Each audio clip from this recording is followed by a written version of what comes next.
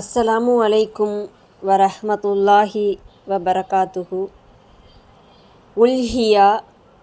உல்ஹியா என்பது ஹஜ்ஜு பெருநாள் தொழுகைக்கு பின் இறை திருப்தியை நாடி அறுக்கப்படும் பிராணிக்கு சொல்லப்படும். இது நபி அவர்கள் வலியுறுத்திய சுன்னத்தாகும். கொம்புள்ள கருப்பு நிறம் கலந்த 2 வெள்ளை நிற ஆடுகளை நபிகள் நாயகம் ஸல்லல்லாஹு அலைஹி வஸல்லம் அவர்கள் உல்ஹியாவாக கொடுத்தார்கள்.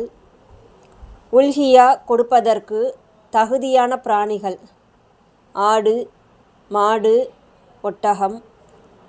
ஒரு குடும்பத்திற்கு ஒரு ஆடு போதுமானதாகும். மாட்டிலும் ஒட்டகத்திலும் 7 பேர்கள் பங்கு கொள்ளலாம்.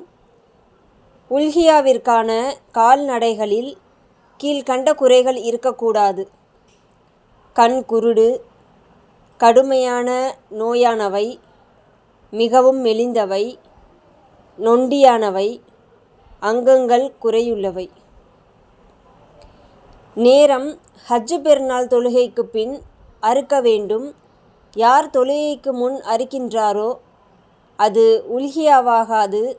அவர் தன் குடும்பத்தின் தேவைக்காக அறுத்ததாகவே கணக்கிடப்படும். யார் தொழுகைக்கு முன் அறுக்கின்றாரோ அவர் இன்னும் ஒரு முறை குர்பானி கொடுக்கட்டும் என நபிகள் நாயகம் ஸல்லல்லாஹு அலைஹி வஸல்லம் அவர்கள் கூறினார்கள். யார் பெருநாள் தொழுகைக்கு முன் அறுக்கின்றாரோ அது அவரின் குடும்ப தேவைக்காக அறுத்ததாகவே கணக்கிடப்படும் என நபிகள் நாயகம் ஸல்லல்லாஹு அலைஹி வஸல்லம் கூறியுள்ளார்கள்.